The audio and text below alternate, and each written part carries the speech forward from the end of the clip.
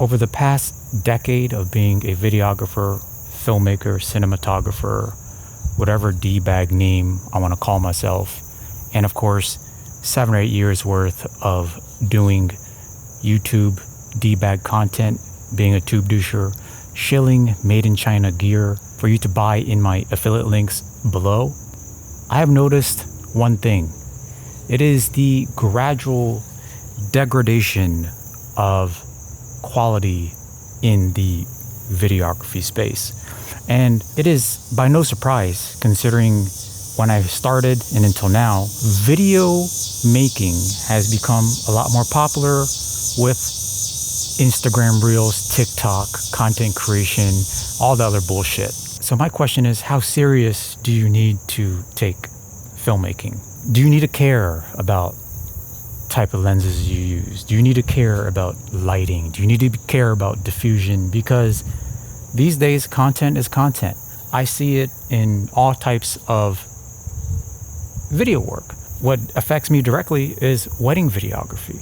Wedding videography went from being Uncle Bob holding a giant camcorder in the middle of the aisle for 8 hours to something that is basically equivalent to cinema you see in Hollywood films, and now kind of going back to like this film whatever content creation, lack of thought, lack of intention in how these like wedding films are done. What is ironic about this is when I first started YouTube to learn how to use a camera, learn videography techniques, I always thought videographers and photographers online, on YouTube, and in person were way too uptight, taking themselves way too seriously. You know, oh, we need to take this at f1.8, rule of thirds. Oh, let me get the grade card out. Oh, gotta make sure our ND filter is proper. Oh, this bullshit.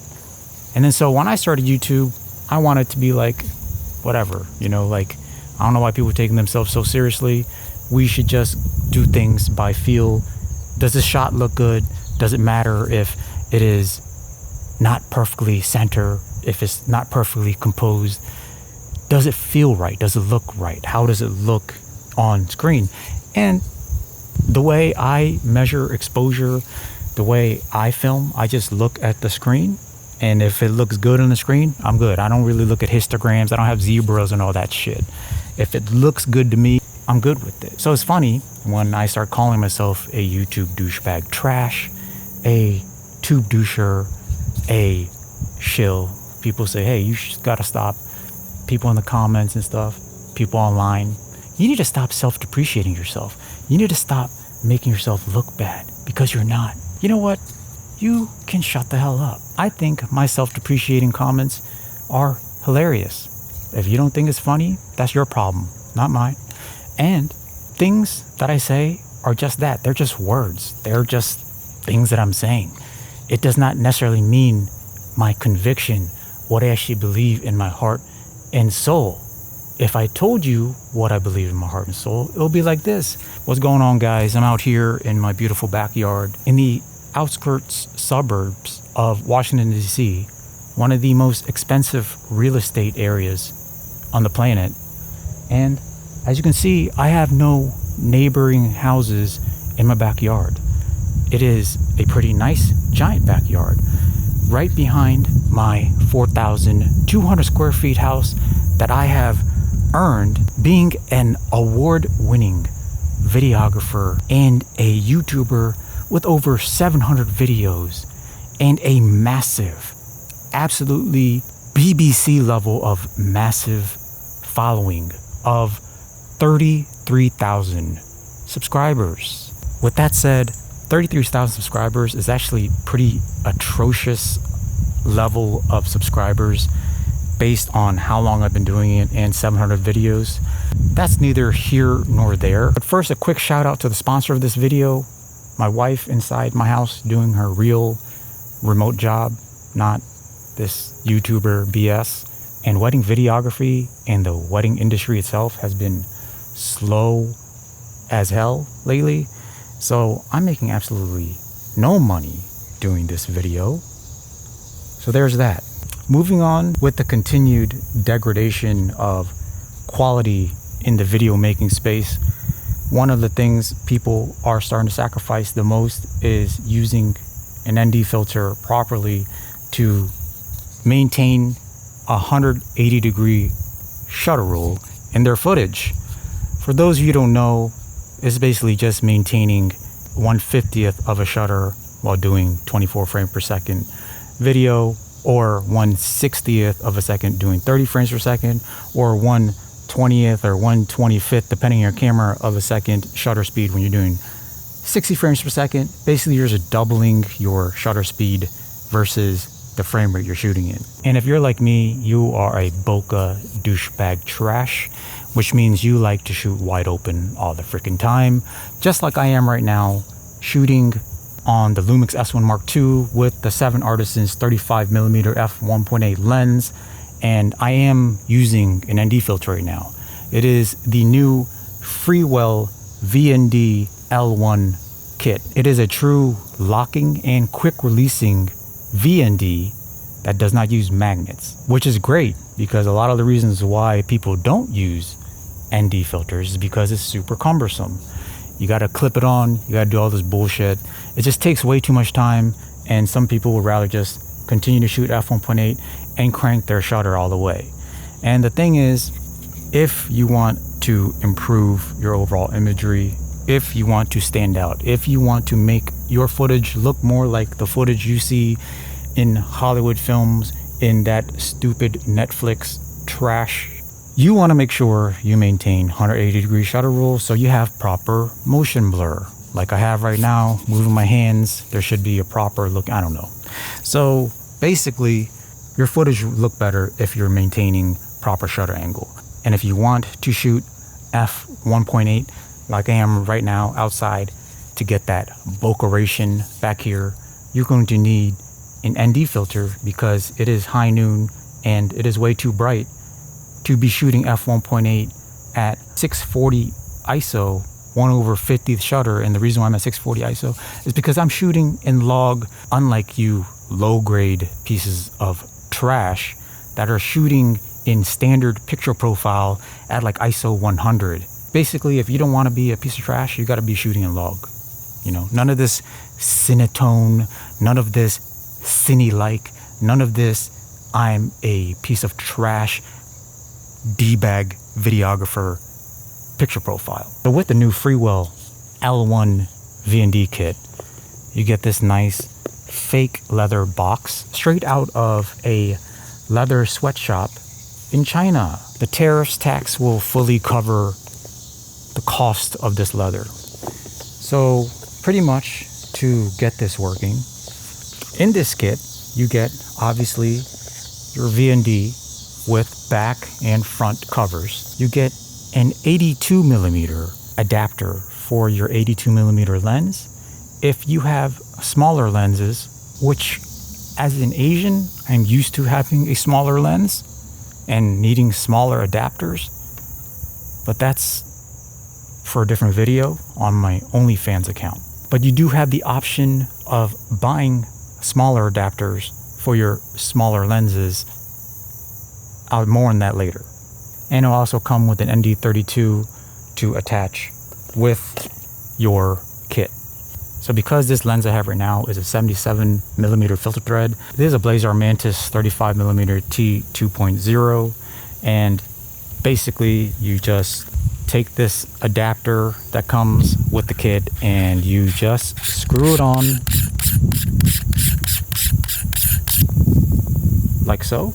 And then to connect this ND, you just press on these two clamps and it clamps right on like so. And to adjust the ND, just turn the front element, and also this is a circular polarizer. After you have set your ND, you just turn the back element like so. Depending on how tight you put the adapter on, you might have to press onto this clamp to make it easier for you to adjust the polarization. Once you have the polarization set, you're good to go. More on polarization and all that stuff in a bit. But with this kit, you're able to get additional filter attachments. I like to use mist filters. Mist filters are pretty much the YouTube douchebag way of trying to make your shit look cinematic. I'm just kidding. Basically, it adds a little bit more softness and diffusion, halation to your footage.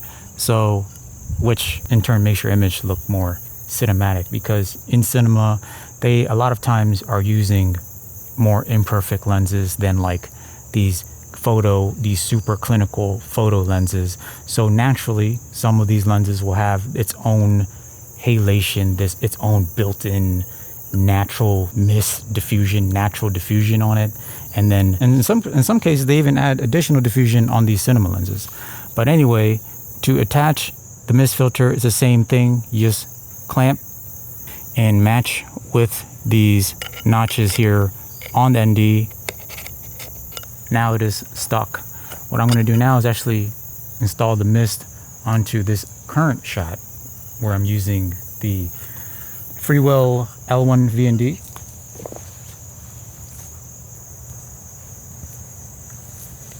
Now you should see some better, softer looking highlights. Suddenly I'm looking like I'm in a movie. I don't know. But I personally like using mist filters. And in my test with this Freewell VND and this mist filter, this is a quarter mist. It's a bit strong for my taste. I prefer a 1/8 mist. Hopefully Freewell will release a 1/8 mist for you to purchase if you're going to be buying this VND system. In terms of like color shift, color accuracy, color consistency, and stability, whatever you want to call it, to my eyes, it looks great. No issues. I've never had issues with Freewell filters, and with these, I continue to have no issues. If you want a little more in-depth information on that, my buddy Say Park has a video where he goes into more. He has a color chart and all that stuff. So you can look at his video if you need to look at like proof, or you could just trust me on this one. In my opinion, the colors look fine, but I'm also the type of person who don't care too much about minor changes in color. I could always adjust it in post really quickly. I don't really give a shit. Aside from that, I have a couple of issues with this kit. One, it is a 3 to 7 stop, and I find myself needing that 1 to 2 stop more often than I need to go to a 6 or 7 stop, or even a 32 or an ND32 or something like that. There's one con. The second is how the mist is installed. For some reason, you cannot install the mist filter on the lens before installing the VND. So in my case, running gun shooting, filming a wedding, we're going inside and outside a lot. And then we go inside. To continue to use the mist filter, I would have to take off the whole kit and then reinstall the mist filter by itself. But for some reason, the mist filter is incapable of allowing the ND filter to connect on top of it. I've been using the Nisi Jet Mag, and the Nisi Jet Mag is both 1 to 5 stop, and the mist filter could be installed anywhere along the stacking. So you could stack it in the front, back, whatever. So usually I would have the mist on the lens and then NDs after, so that when I'm inside and I don't need ND more, I take the ND off. And the weird random occasion where I do need an ND6 or an ND7 and I'm only up to an ND5, I have no problem slightly cranking shutter when I have to. You're talking about 1/100, like you're talking about 1/200, maybe 1/250 shooting at 60 frames per second. So it's really not that big a deal. And if I really want to be serious, I could just stop down to like f2.8, f4, but I'm not a piece of trash. I like to stay at f2 and below. So at the end of the day, I think it's a great system. It is lightweight. It has some cool features. As you can see, there's no magnets. You don't have to worry about walking around, bumping into somebody and your freaking filter just falls off the ground. You also don't have to worry about the magnets being too strong. If I want to take off one filter off the Nisi Jet Mag, sometimes I actually end up taking off 2 or 3 filters because the magnets are so strong. I have to use 2 hands just to hold them back. Whereas this, I know this is truly, completely one-handed operation. And the cool thing about this having a CPL filter is because as you adjust the CPL, having it on your camera is very convenient if you're dealing with a lot of glare, if you want to be able to shoot through windows with glare. That's what you need CPL filter for. In my time testing the Freewell filters, everything worked completely fine. It worked great. It is really up to you how you like it. It is really up to you, up to your preference. If you use a lot of mist filters like me and you're going indoors, outdoors a lot, it might be a problem for you in terms of taking off the filter and have to reinstall it and all that stuff. Or if you need 1 and 2 stop ND more than you need to be up at 6 or 7, then maybe the 3 to 7 stop is a little bit too aggressive for you. All day, every day, use anytime VND kit. But if 3 to 7 stop works for you, you're looking for good color, you're looking for convenience, quick release, quick install to maintain a high quality image in your production, then the Freewell L1 VND kit is highly recommended. Links are in the description below. It is currently on sale, I believe, for like $250. It's between $250 and $300 for the kit, and overall it is less expensive than the Nisi VND kit because the Nisi VND kit is like $290, but you're still going to have to buy an adapter for your lens, and that's an additional 20 bucks. So there's that. Hopefully you found this video informative. Hopefully it was insightful, entertaining, whatever it is. Until next time, lighten up.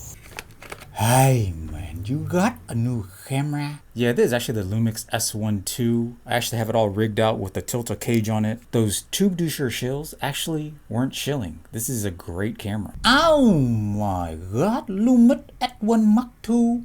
It's trash and unprofessional. Why do you say that? It have an overheat problem. Bro, I use this camera to film 6K open gate for like 3 hours. 5.1K 60 frames per second open gate in like 95-degree weather. I didn't even get an overheat warning. No man, I have a friend with an uncle who cousin saw on the Facebook a guy say his friend father with a Lumix S1II it overheat in 5 minutes with 4K 60. They must have been in India filming Indian street food directly on top of a bucket of hot brown oil surrounded by hot and humid sweaty pits. You need to do the overheat test outside in direct sunlight 4K 60. Bro, no one films a long duration 4K 60p in shitty ass direct sunlight. I am not gonna do a bunch of unrealistic overheating tests. Let me show you. You could film the camera with 4K 60 put in the microwave. It overheat. It unprofessional. You film the camera 4K 60 in the air fryer. It overheat. It unprofessional. You film the camera like that 4K 60. It overheat. It unprofessional. Bro, back your mouth away from the damn camera. Your hot ass fish sauce breath will melt the camera before it even overheats.